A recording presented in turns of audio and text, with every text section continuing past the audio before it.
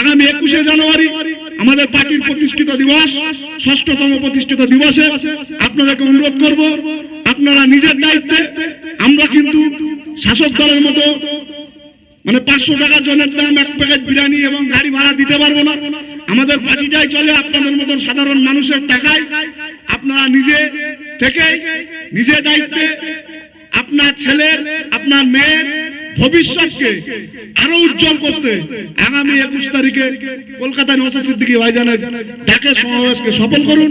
এই আইএসএফ জিন্দাবাদ জিন্দাবাদ জিন্দাবাদ আইএসএফ এর সংগ্রাম চলছে চলছে ভাইজানের সংগ্রাম চলছে চলছে আইএসএফ এর সংগ্রাম চলছে চলছে মানুষের সংগ্রাম চলছে 21শে জানুয়ারি আইএসএফ এর ডাকে কলকাতা দলে দলে যোগ দিন আইএসএফ এর ডাকে কলকাতার সমাবেশে দলে দলে যোগ দিন 21শে জানুয়ারি কলকাতার দলে দলে যোগ দিন আইএসএফ আইএসএফ আইএসএফ জিন্দাবাদ এনক্লাব এনক্লাব এনক্লাব জিন্দাবাদ মেহনতি মানুষের সংগ্রাম খেটে খাওয়া মানুষের অধিকার আদায়ের সংগ্রাম ওয়াকফ বাঁচানোর সংগ্রাম এসআইআর নামে নাগরিকদের হয়রানি বন্ধের দাবিতে সংগ্রাম আইএসএফ আইএসএফ আইএসএফ জিন্দাবাদ নওশাদ সিদ্দিকী ভাইজান জিন্দাবাদ মুসা ভাইজান জিন্দাবাদ পিয়ারুল ভাই জিন্দাবাদ আইএসএফ আইএসএফ আইএসএফ আইএসএফ জিন্দাবাদ এলাকার মেহনতি জনগণ জিন্দাবাদ আইএসএফ আইএসএফ আইএসএফ জিন্দাবাদ 21শে জানুয়ারি কলকাতায় দলে দলে যোগ দিন 21শে জানুয়ারি দলে দলে যোগ দিন 21শে জানুয়ারি বুধবার কলকাতায় দলে দলে যোগ দিন আগামী 21শে জানুয়ারি কলকাতায় দলে দলে যোগ দিন। আমাদের সকল সংগ্রামী সাথীবৃন্দকে ধন্যবাদ, আমডোনাবাসীকে ধন্যবাদ। আমাদের পথসভার অনুষ্ঠান এই স্লোগানের মাধ্যমে 21শে জানুয়ারি সকল এলাকার মা বোন ভাইদেরকে যাওয়ার বার্তা দিয়ে অনুষ্ঠান শেষ হলো।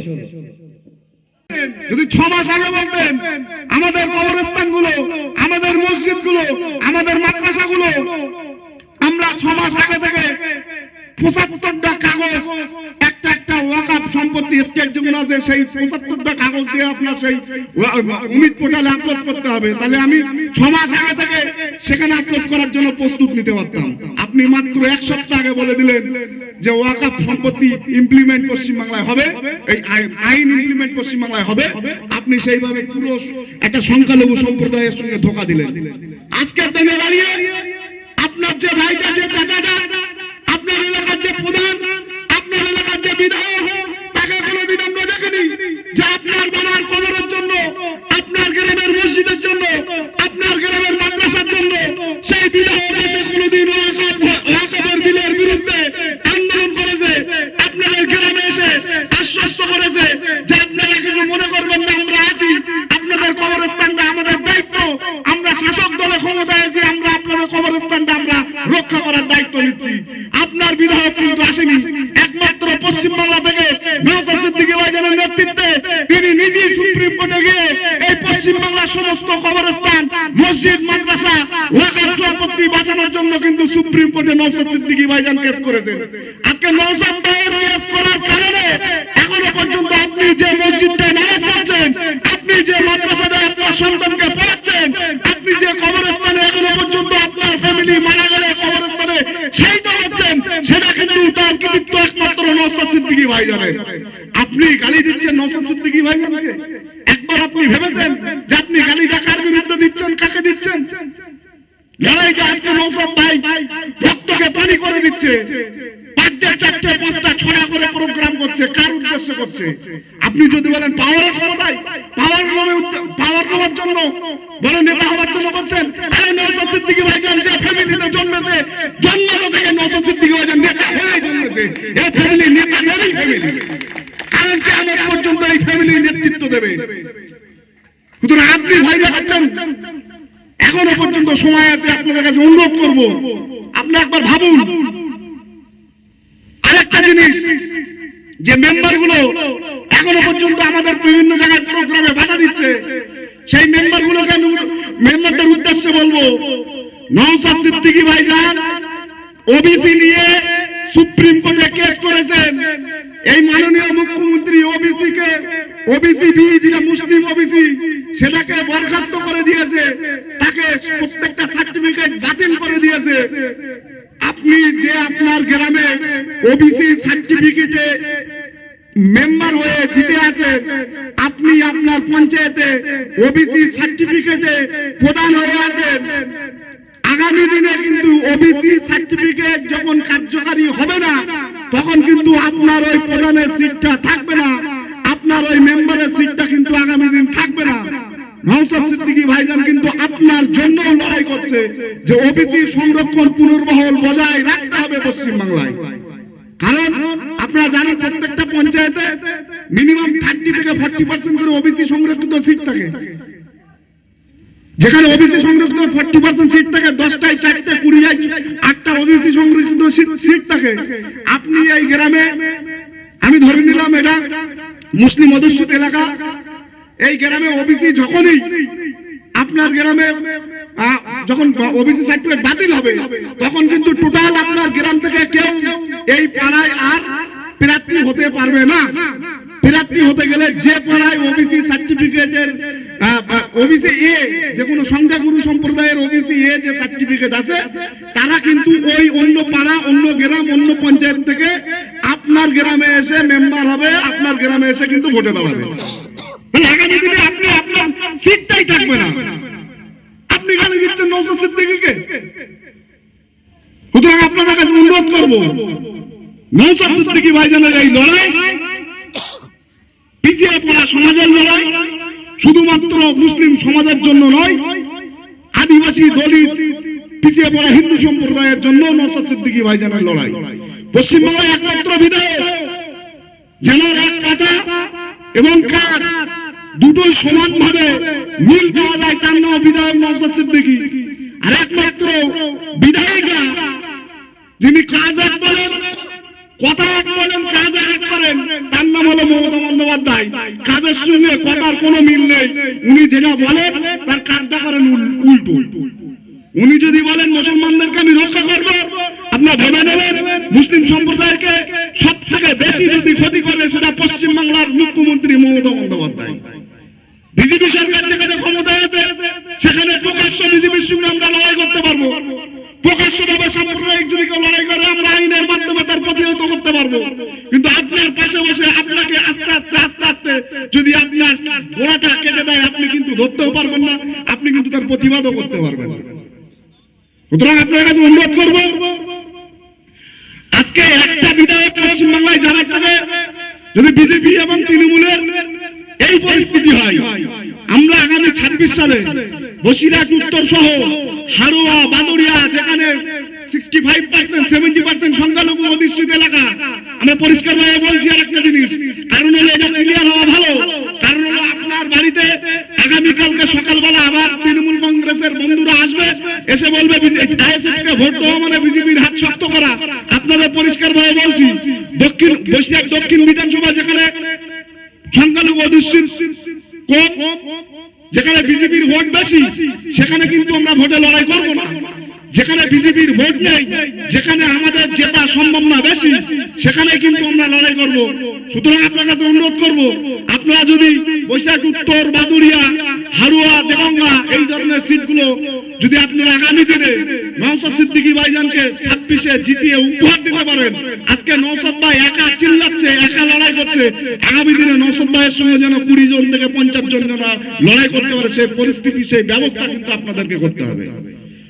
আমরা পরিষ্কার ভাবে বলছি, আমরা বিজেপি বিরোধী এবং তৃণমূল কংগ্রেসের এই যে বাইনারি পলিটিক্স তার বিরুদ্ধে, বিজেপি এবং তৃণমূলের বিরুদ্ধে আগামী দিনে নওশাদ ভাইয়ের হাত শক্ত করার জন্য রাজনৈতিক দল গঠন করার আগে যে মাদ্রাসার করুণ দশা, মাদ্রাসার করুণ অবস্থা, আলিয়া বিশ্ববিদ্যালয়, মুসলমান বিশেষ করে মাদ্রাসা একমাত্র বিশ্ববিদ্যালয় হলো আলিয়া বিশ্ববিদ্যালয়। সেই আলিয়া বিশ্ববিদ্যালয়ে 2025 সালের বাজেট করেছিল 130 কোটি টাকা। সেই টাকা 1 টাকাও আলিয়া বিশ্ববিদ্যালয়ের ফান্ডে খরচ করা হয়নি। সাথে সাথে বিশ্ববিদ্যালয়ের যে টাকাগুলো ছিল, নিজস্ব ফান্ড যেগুলো ছিল, সেই ফান্ডের টাকা দিয়ে বর্তমান যে শিক্ষকগুলো প্যারা টিচার গুলো আছে আলিয়া বিশ্ববিদ্যালয়ে, যে প্রফেসর গুলো আছে তাদেরকে সেই ফান্ড থেকে বেতন দিতে হচ্ছে। মাননীয় মুখ্যমন্ত্রী সেই ফান্ডের টাকাটাও এখনো পর্যন্ত আলিয়া বিশ্ববিদ্যালয়ে দিলেন না। কারণ জানে বিশ্ববিদ্যালয়ে যদি ফান্ড শূন্য করা হয়, আগামী দিনে বিশ্ববিদ্যালয়টা বন্ধ করা যাবে। যদি বিশ্ববিদ্যালয়টা আলিয়া মাদ্রাসাটা বন্ধ করা যায়, পশ্চিমবাংলা থেকে সমস্ত মাদ্রাসায় বন্ধ হয়ে যাবে।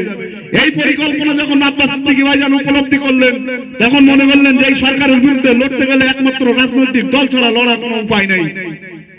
সেই জন্য আব্বাস সিদ্দিকী ভাইজান 2021 সালে আইএসএফ নামক রাজনৈতিক দল গঠন করে পশ্চিমবাংলায় বিজেপির হারানোর উদ্দেশ্যে মাত্র 26টা সিটে পশ্চিমবাংলায় লড়াই করেছিলেন।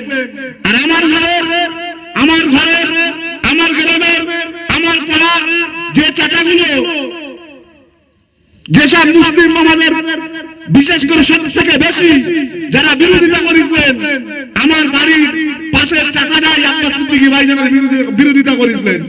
আজকে আপনারা বলুন, 2021 সালে যখন আইএসএফ ভোটে লড়িয়েছিল, ভোটে লড়ার রেজাল্ট কি হয়েছিল? পুরো পশ্চিমবাংলায় সংযুক্ত মোর্চা থেকে একটাই বিধায়ক পশ্চিমবাংলা থেকে বিধানসভায় পাঠানো সম্ভব হয়েছিল, তিনি আমাদের সকলের প্রিয় নওশাদ সিদ্দিকী ভাইজান।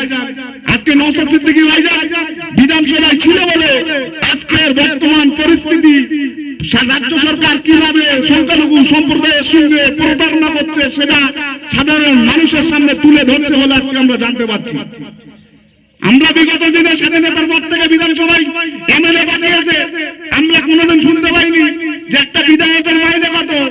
নওশাদ সিদ্দিকী ভাইজান কিন্তু সেটা প্রকাশ্যে বলে দিয়েছে যে একটা বিধায়কের মাইনে 1,20,000 টাকার বেশি, একটা বিধায়কের ফোনের খরচ 5,000 টাকার বেশি পার মাসে, যেখানে একটা ফোন রিচার্জ করলে 299 টাকা রিচার্জ করলে 1 মাস অতিবাহিত হয়, সেখানে শুধুমাত্র এমএলএ হওয়ার কারণে 5,000 টাকা পার মাসে তার শুধু ফোন খরচ দেওয়া হয়। যখন এই কথাগুলো, এই সত্য ঘটনাগুলো সাধারণ মানুষের কাছে বিধায়ক নওশাদ সিদ্দিকী তুলে ধরার চেষ্টা করছে, তুলে ধরছে, তখন এই এক শ্রেণীর মানুষ, বিশেষ করে শাসক দল 75টা বিজেপি এমএলএ থাকা সত্ত্বেও শাসক দলের যিনি second in command Abhishek Bandyopadhyay, তিনি দক্ষিণ 24 পরগনা প্রোগ্রাম থেকে প্রকাশ্যে হুঁশিয়ারি দিচ্ছেন যে যেভাবে দক্ষিণ 24 পরগনায় 31টা সিট, 31টা তৃণমূল কংগ্রেসের দরকার। পশ্চিমবাংলা থেকে একটা সিট আছে বিরোধী দল বিধায়ক নওশাদ সিদ্দিকী, তাকে হারাতে হবে। তৃণমূল কংগ্রেসের পুরো ক্যাবিনেট মন্ত্রী, সমস্ত লিডাররা তার পেছনে পড়ে আছে শুধুমাত্র বিধায়ক নওশাদ সিদ্দিকী ভাইজানকে হারানোর জন্য। কারণ এই তৃণমূল সরকার জানে নওশাদ সিদ্দিকীকে যদি না হারাতে পারি, এই যে তৃণমূল এবং বিজেপির যে বাইনারি পলিটিক্সটা আমরা বিধানসভায় বসে করি, সেটা আস্তে আস্তে সাধারণ মানুষের সামনে যেভাবে উন্মোচন করছেন, আগামী দিনে আমাদের পরিস্থিতি হেভি খারাপ হবে। সেই জন্য নওশাদ সিদ্দিকীকে হারানোর জন্য ওরা উঠে পড়ে লেগে আছে। আর বিশেষ করে এই মুসলমান সম্প্রদায়, যে ভাইরা, যে বোনেরা, যে চাচারা, যারা নওশাদ সিদ্দিকী ভাইজান সহ আইএসএফ দেখলে এখনো পর্যন্ত নাক ছিটকাচ্ছেন, গালি দিচ্ছেন, তাদের উদ্দেশ্যে বলি, ভাই লড়াইটা কিন্তু নওশাদ সিদ্দিকী তার নিজের বাপের পৈতৃক সম্পত্তি বাঁচানোর জন্য লড়াই করছে না, লড়াইটা কিন্তু করছে আপনার এবং আমার বাঁচানোর জন্য লড়াইটা করছে।